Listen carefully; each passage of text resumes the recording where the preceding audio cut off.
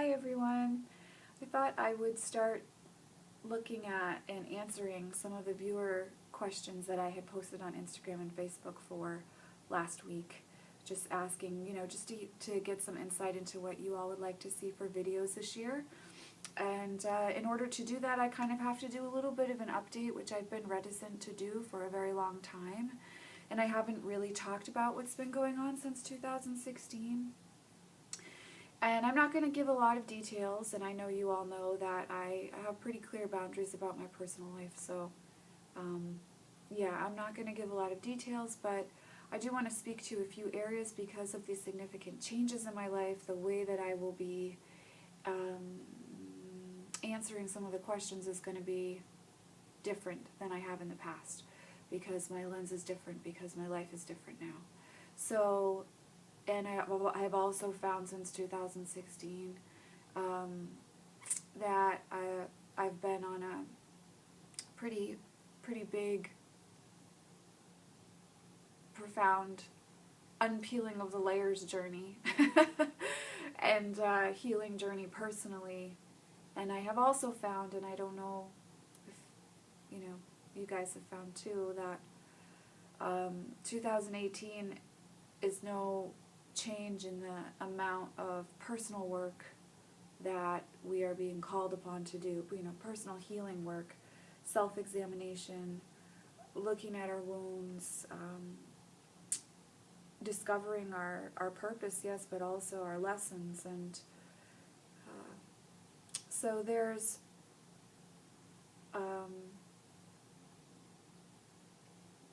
a weight, I think, to the way that 2017 felt for me, 2016 and 2017. And I can still feel that weight as 2018 starts, but this is the thing about the Tower, right, or the Devil.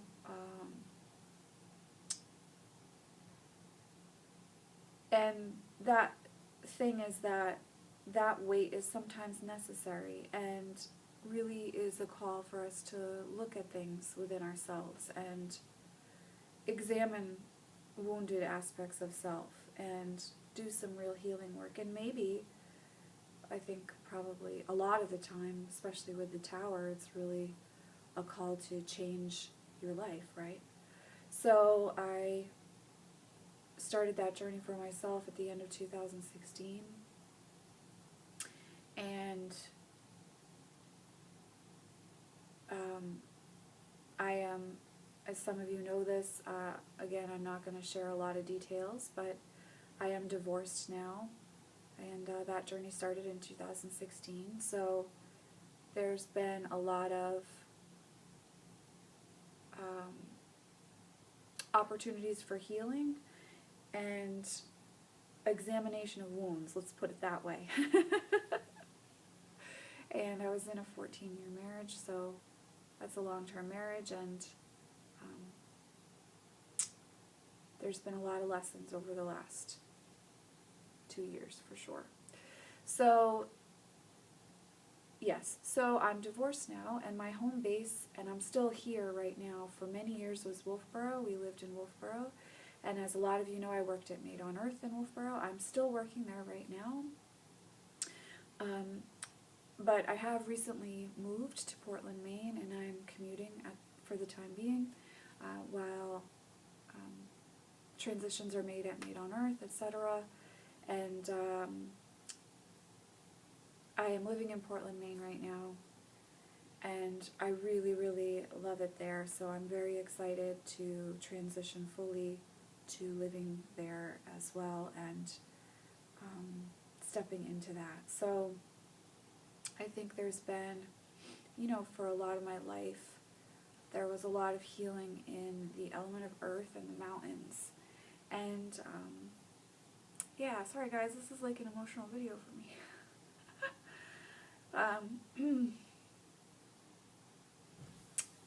Yeah, there's been a lot of healing moving right next to the ocean. And there's something really special about the coastline in Maine. If you've ever visited there and had the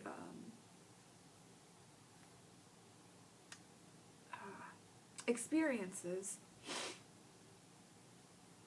damn guys, this new moon, that I seem to have had, not seem to, that I have had, but if you've had the experience of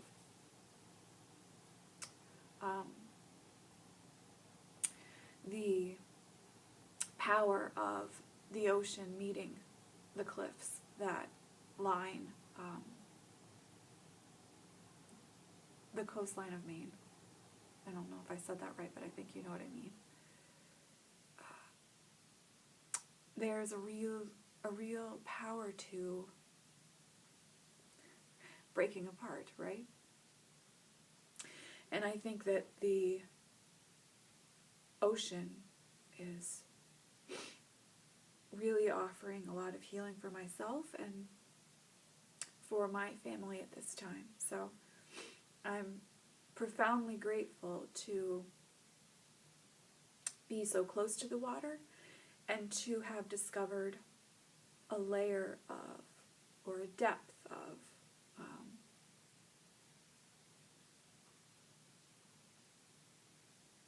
exposure and healing through an element that, while I have certainly loved over the years, I did not realize would take the place of my mountains. So it's been a fascinating journey, again, since 2016 for me. And it's interesting because when you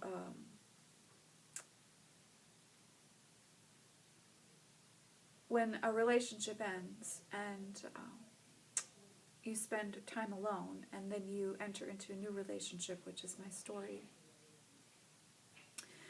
there is again another opportunity for healing, powerful opportunity for healing. And so I will be, and I am speaking from that lens now. And so I won't be addressing things in the same way that I have in the past, because there's been a lot of change and healing in my life. And part of walking the hero's path, following your bliss, as Joseph Campbell says, a lot of that is going into the unknown and being afraid. So so I'm gonna, after I finish this whatever ramble thing that I hadn't intended to do but has come up, so we're gonna go with it. I want to talk a little bit about one of the viewer questions, which was about parenting and spirituality and how to incorporate that. And so I can't really speak to that from the same lens that I have in previous videos, because I'm not that same person. I am parenting in a very different way now, and that has changed drastically since 2016 and has changed yet again at the end of 2017 into 2018. So I will be speaking to, I can speak to several different ways of experiencing family now and spirituality, and I will speak to that, but I did kind of need to explain that there's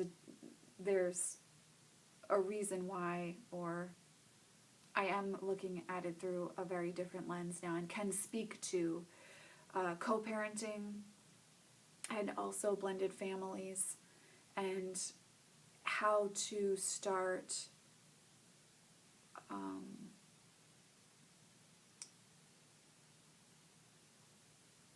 reincorporating and connecting with spirituality as a family in those three different ways. So, I consider it an honor to be able to speak to those three ways, because there's no right or wrong way to experience family or to live a life. So,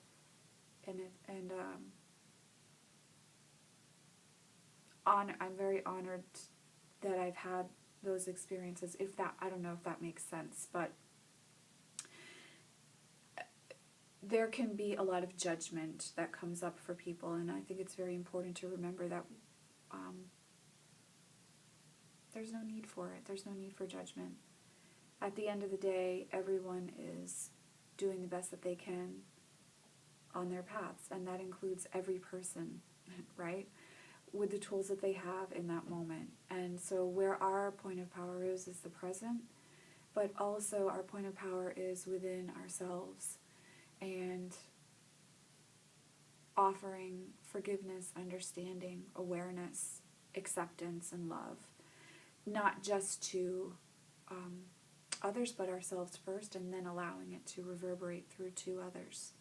So yeah, that's been my story. And if you guys want, I'm happy to talk about card work and different things that you can do as you let go of a relationship and as you step into one as well.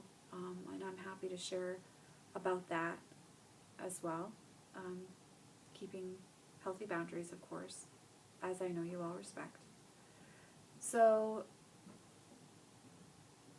I think starting 2018, I don't know, I haven't really wanted to do this video, which is why I've been avoiding it. I have 4 other videos that I've recorded for the channel that I haven't even uploaded yet, because I knew that I kind of needed to do this video, and I really just didn't want to. Because it's hard, right? It's hard to be vulnerable and share that. So 2018 it's interesting for me just how raw and vulnerable I am at this time. And it's every time I think that I have gotten to the most vulnerable place over the last almost 2 years now, it's like the floor falls out from underneath me and I go into another vulnerable place and have to look at myself and my wounds and my coping mechanisms and my loops, as my partner would say, my mental loops that we all get stuck in, and I've talked about on the channel recently. And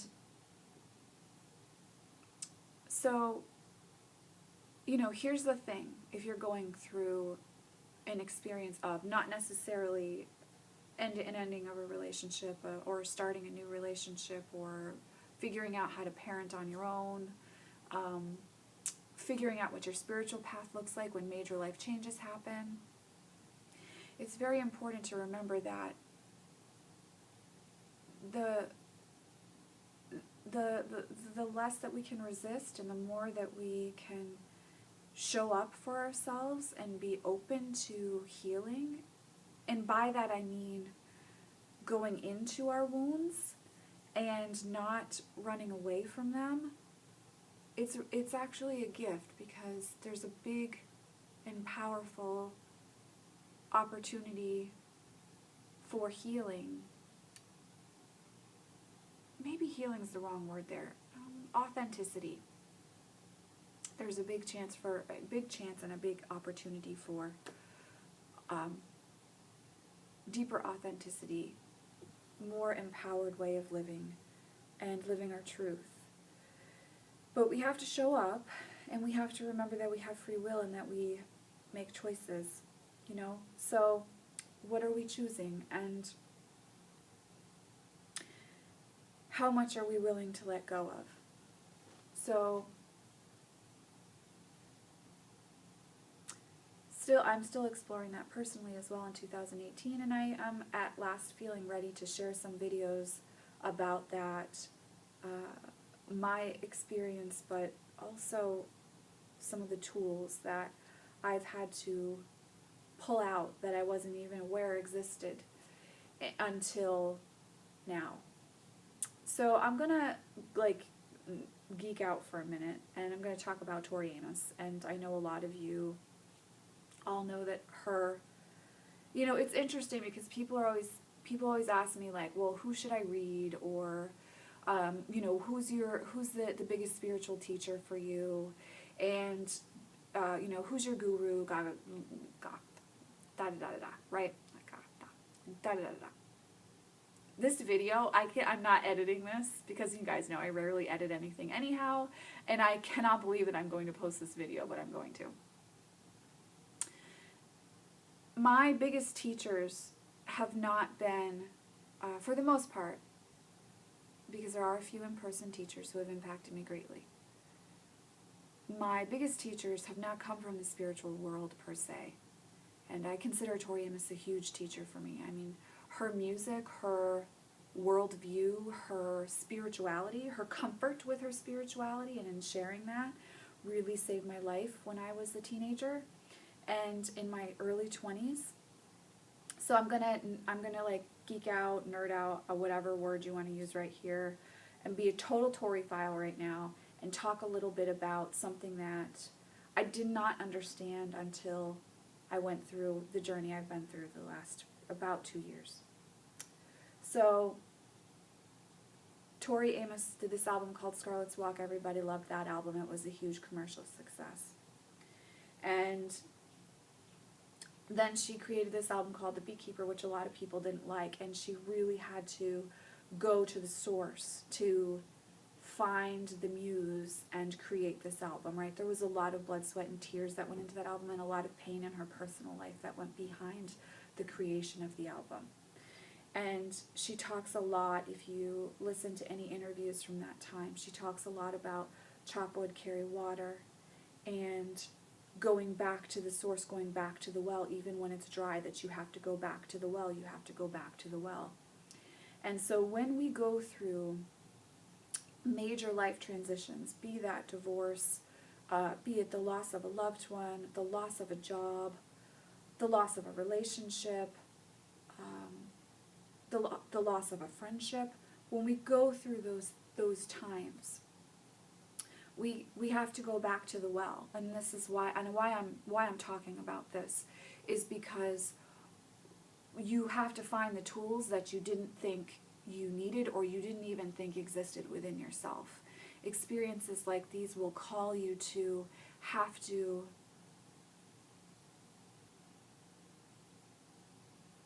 find a strength within yourself that you didn't know existed.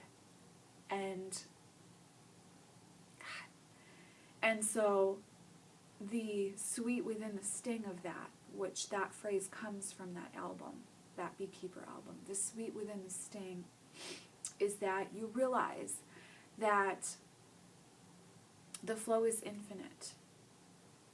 That however you choose to, whatever you choose to call source, it's infinite. It's endlessly available to all of us. And when you are at your darkest, you will find those tools. They will come. You just have to believe that you're worth those tools, or that connection that pulls you out of something, or that awareness that pulls you out of something. So for me, my most powerful, as I'm going back now because I've gotten way off track, my most powerful teachers have been musicians, music. Tori Amos talked about that a lot.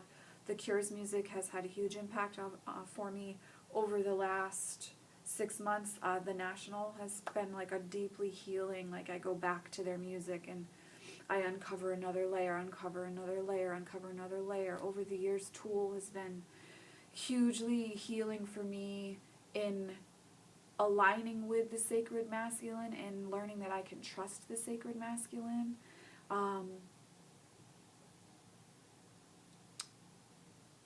You know, you go back. I go back to the music to find the wisdom, to find my way through, to find the words, to find the understanding.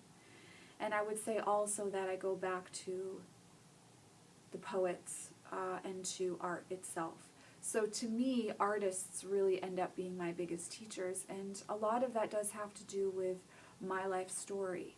So that is where I find my solace and the largest means of transformation outside of relationships. For me personally, and I know for many of you who find the channel, relationships end up being our biggest teachers. And that is not always through the bliss of relationship, right? Like, sometimes the biggest teacher is the person who just rips you apart and leaves you on the floor, and you don't know where your heart is anymore, or various body organs. Like, you can't, you have to go on a journey, and that person is no less of a powerful teacher than someone who fills our heart with the love, the softness, the gentleness of what we think of as love. So the word facets comes to mind, and exploring those different facets and facets of, you know, teachers, tools, love. There is a purpose and a point to this, guys. Usually I have like a way of making a video, but I just knew that I would not be able to make this video and really talk about this stuff with any sort of plan. So this is what it is. This video is what it is. Anyhow, and I'm still feeling very, very raw and very much in a space as a healer of healing myself. And that actually is really, I think, the most exciting place to be as a healer, because you know that you're doing the work. And when you're doing the work, when you are fulfilling your purpose, and all that has to start in here.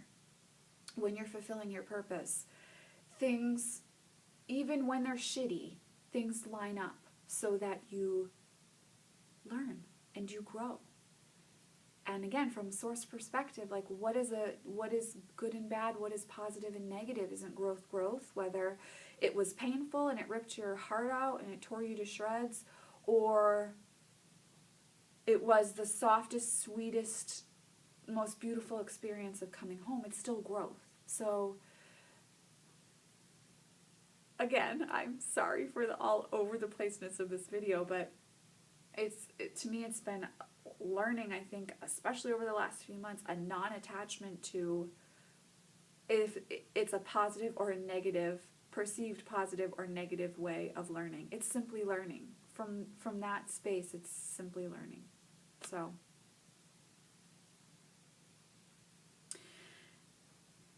and also, I would offer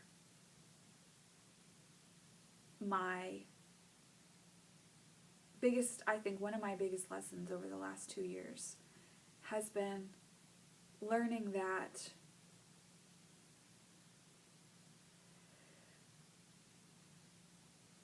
while relationships are our biggest teachers, at the end of the day, we are responsible for and in charge of our own experience. And so, while we can have beautiful exploration of compassion and togetherness and love, and even soulmate love, some of you would use the word twin flame, right? We can have those experiences, and they can be earth-shattering and life-changing and powerful, but at the end of the day, our experience is through our lens. And what I have learned really powerfully is that I'm going to use the word independence, and I'm not sure if that's the right word, but there is an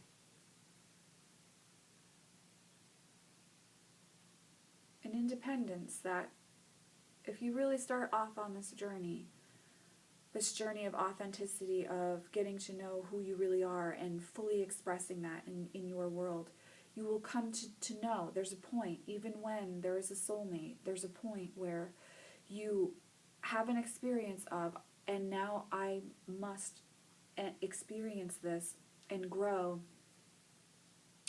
on my own. And I can, any of us can do that with a partner, but not in a way where we give ourselves over to a partner, but instead both can support each other on their journeys separately and their journeys together. And so that's been like a really, really big, huge lesson for me that I have been, in some ways over the years, loath to learn. But I've learned it, I stepped into it, I am learning it, and it's been a powerful experience. So, I have rambled for 25 minutes about this. I knew this was going to happen. Anyhow, first viewer question about spirituality and parenting. And so let's talk about that. Let's stop talking about me and talk about that. So also, I just want to throw out there that on one of the videos I did recently, someone was complaining about the way that I'm looking at the camera. I love you all. This is an iPad and I'm doing the best that I can. So whoever is complaining about the way that I am looking into the screen, I am literally just looking at the screen and talking. I don't know. Is there like a better way to do that? I'm not,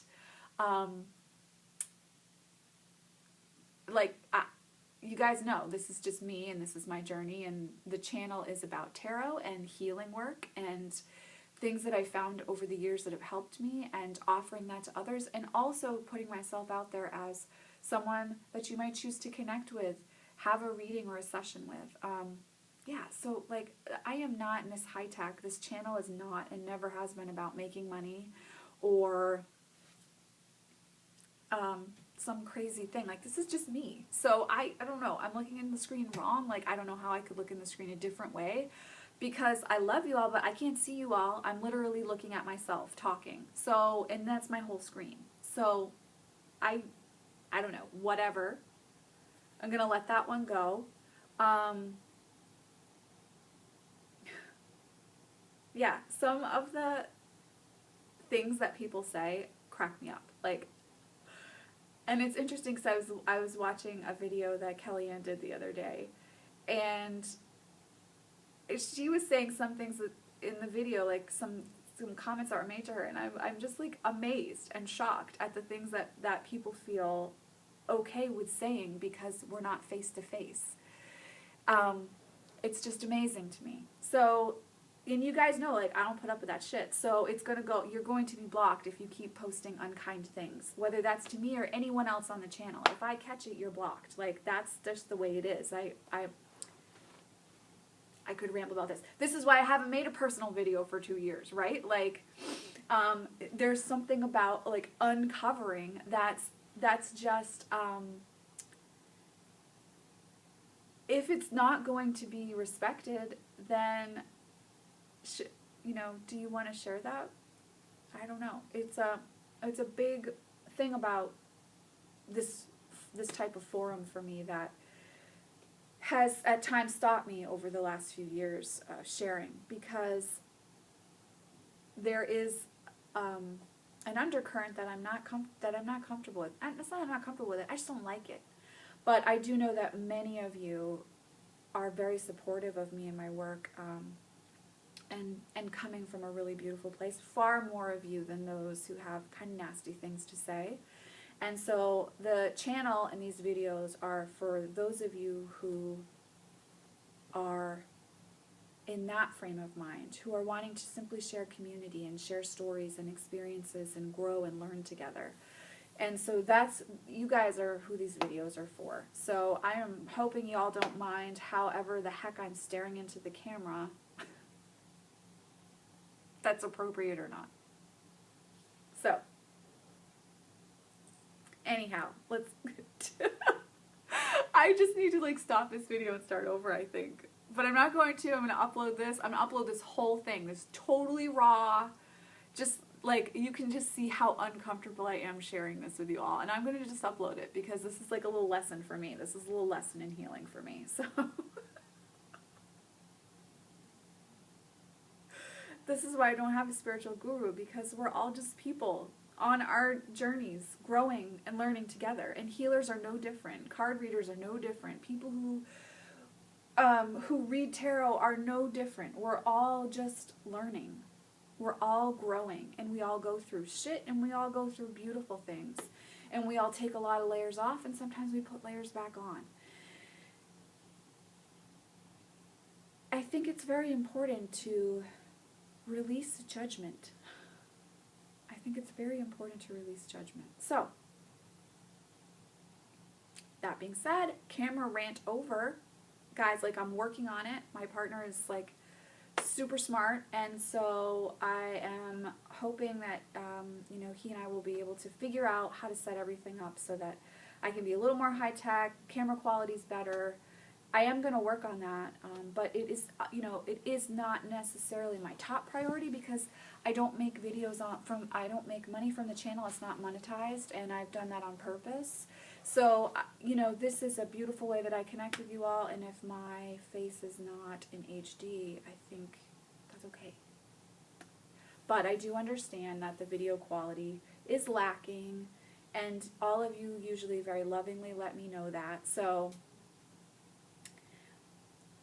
we are working on it. I am working on it, and magic will happen when the time is right, and I will get, like, super high tech, and you guys can see me through a screen that's not grainy, and I will know apparently where to look while I'm talking.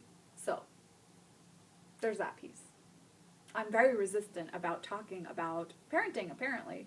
So let's talk about spirituality and parenting now that we're on 31 minutes.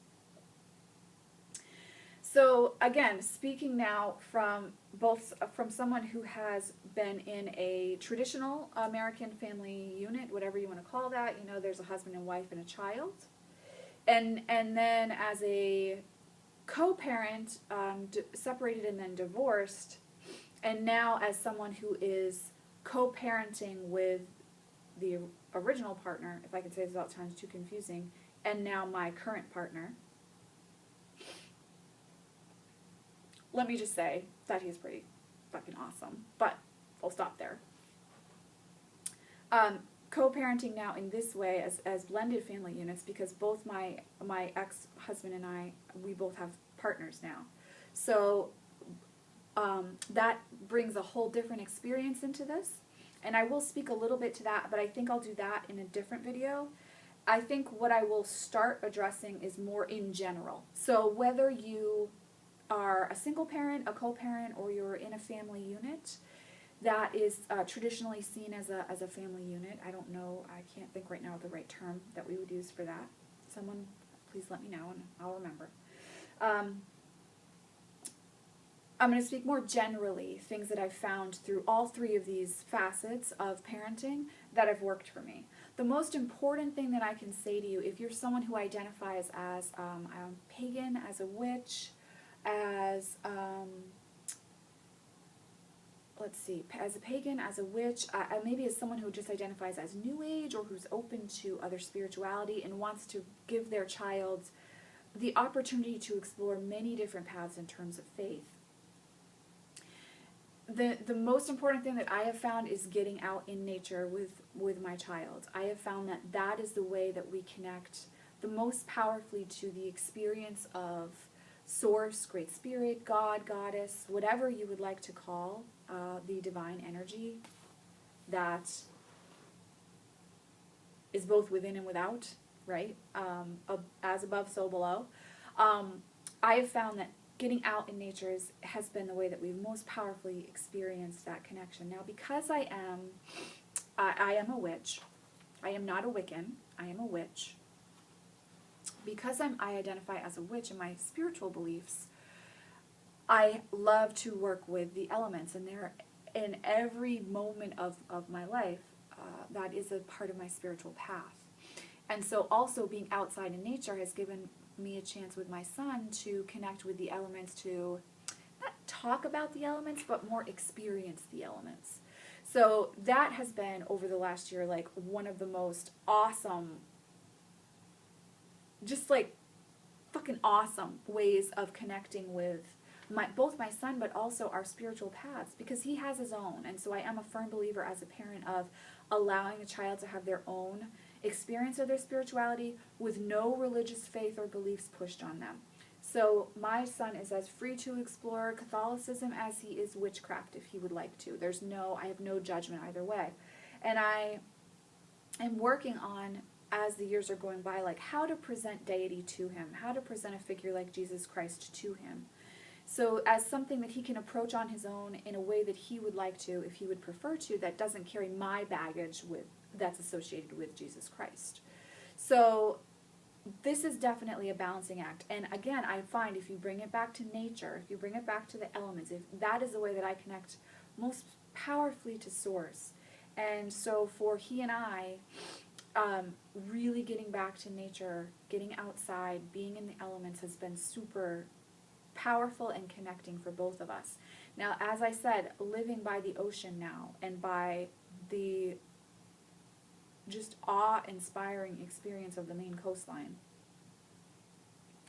and connecting with water in a really powerful way. My son is a Pisces, and so this has brought another layer of where I can see that because both my son and I, and also my partner, are empaths, bringing it to the water for us, bringing it to the ocean, bringing it to the cliffs, bringing it to the sea is immensely healing and releasing for us when it comes to our personal gifts as well, as empaths and as psychics.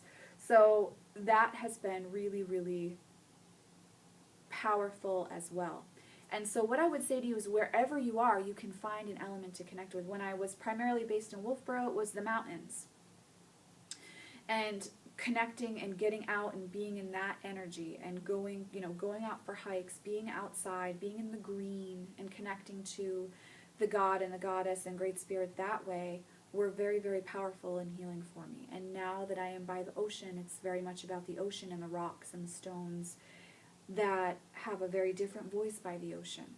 So for you personally listening to this, I think the most powerful way to connect to spirituality and experience and explore spirituality as a parent with your child is very much about being outside in nature and feeling that connection. Too much, something I have noticed, and I might just be super old school, is like everyone is on their phone or online or whatever all the time, 24/7. That's a very disconnected experience, in my opinion, and I am having some judgment here, I am aware of this. And so I find with my son that I want to make the most of our time together now as someone who's co-parenting, and so I'm not with my son every single day, all day. And so letting go of the devices and really just focusing one-on-one and being outside together, connecting to the elements together has been really, really healing. So bringing intention to our time together as well has been very healing and very important for me as a parent. And I have found that one-on-one connection and then finding way is most important. The one-on-one connection, getting outside. Now, because my personal experience and background has a lot to do with art, I have found that for us, a way that we connect is also through drawing, through writing, through scribbling, and through coloring. So that's a way that I feel we connect not only as a parent and child, but also spiritually. And so you can explore different aspects of self-love, self-trust, and self-worth just through getting pen or pencil and paper, colored pencils, crayons, paints out and paper, and just exploring that together. So I think the most important thing I could say on the spiritual path as a parent, speaking generally as I end this extremely long video, is really focusing on that time together and connecting as a parent and child, or as parents and child, and also connecting to source, whether that be through elements or through creativity or through the being outside in nature.